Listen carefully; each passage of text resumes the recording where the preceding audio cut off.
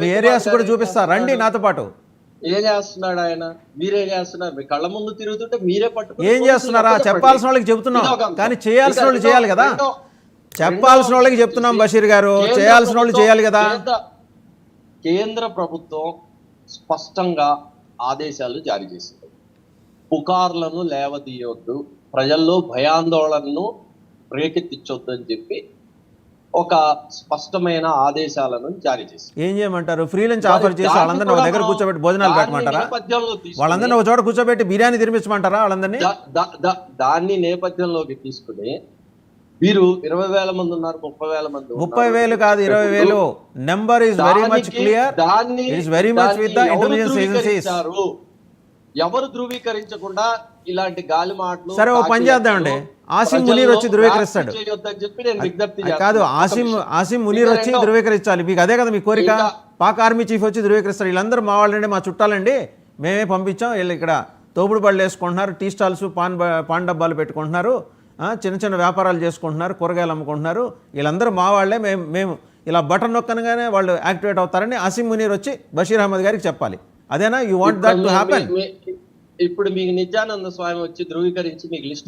నిత్యానంద స్వామికి సంబంధం ఏంటి ఇందులో? ఈ ఎపిసోడ్ లో నిత్యానంద స్వామికి సంబంధం ఏముంది? మన మీద దాడికి దిగింది ఎవరు? మన మీద దాడికి దిగింది, ఆదేశాలు ఇచ్చింది ఆసిమ్ మునీర్, నిత్యానంద స్వామి కాదు కదా. నిత్యానంద స్వామి కాదు కదా. మీకు మధ్యలో నిత్యానంద స్వామి ఎందుకు గుర్తొచ్చాడు బషీర్ గారు?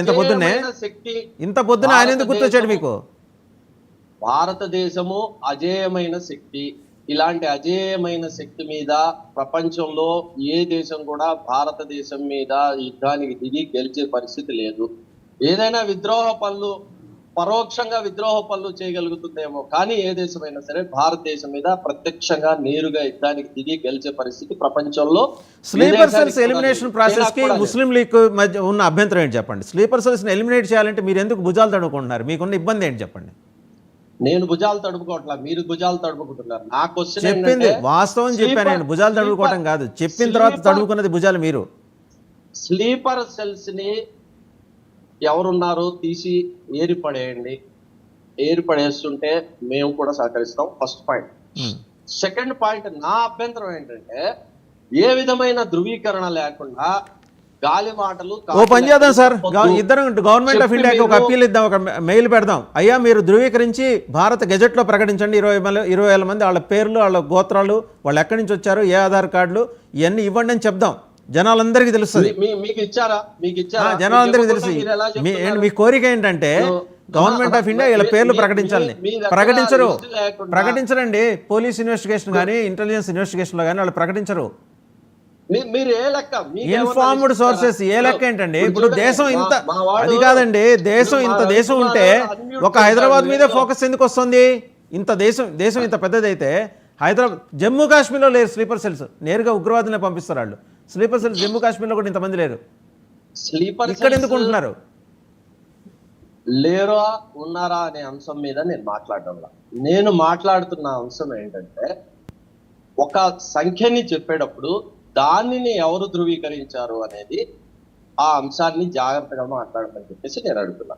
స్లీపర్ సెల్స్ ని పట్టుకుని వాళ్లకు తగిన శిక్ష విధించి దేశ బహిష్కారం చేస్తారో ఇంకోటి చేస్తారో, అది చేయాల్సిన బాధ్యత మన అందరిది.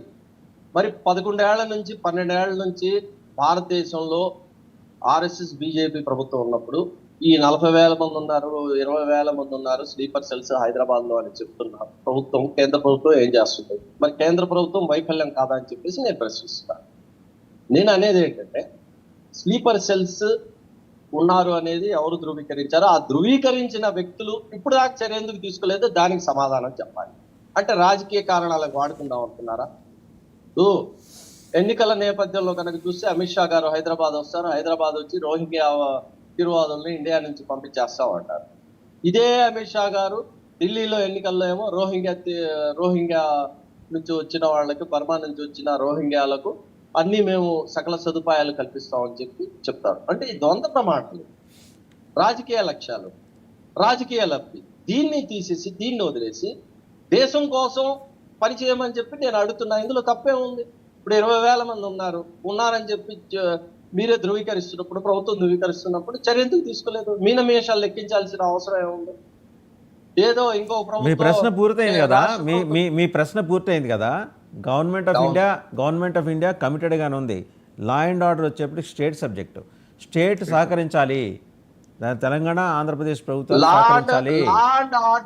లా అండ్ ఆర్డర్ స్టేట్ కి సంబంధించిన సబ్జెక్ట్ అయితే, దేశ భద్రత, అంతర్గత భద్రత యూనియన్ లిస్ట్ లో ఉంది. యూనియన్ కి సంబంధించిన పని అది, కేంద్ర ప్రభుత్వానికి సంబంధించిన పని. దేశ భద్రతకి సంబంధించింది బాబు, వాడు దేశద్రోహిగా భారతదేశంలో ఉన్నాడు, వీడిని పట్టుకోవడానికి నాకు పర్మిషన్ అని చెప్పి మీరేమి కేంద్ర రాష్ట్ర ప్రభుత్వాన్ని అడగాల్సిన అవసరం లేదు. నేరుగా ప్రత్యక్షంగా దిగొచ్చు. ప్రత్యక్షంగా రంగంలోకి దిగి ఎవరున్నారో వాళ్ళని ఏరివేయచ్చు. ఏరివేయండి, ఏరివేయాల్సిన అవసరం ఉంది. ఎందుకంటే మనకు మన దేశం ముఖ్యం. మన దేశం, మన జాతి, మన అంతర్గత భద్రత, మన ప్రాంతీయ సమగ్రత, ఇది మనకు ముఖ్యం. అది చేయండి. ఇవి చేయకుండా ఊరికి గాలి మాటలు, కాకిలెక్కలు వద్దు అనేది నా పర్సనల్ గా నేను చేస్తున్నా. నేను విజ్ఞప్తి, అంటే ప్రజల్లో భయాందోళన రేకెత్తించొద్దని చెప్పేసి నేను విజ్ఞప్తి బషీర్ గారు, కడుపు నొప్పి ఇక్కడున్నోడికి ఉంటే బెరాలు కానీ మీరేసుకుంటే తగ్గదు కదా ఆడికి. ఇక్కడ ఉన్నోళ్ళకి తెలుసు ఆ పెయిన్ ఏంటనేది.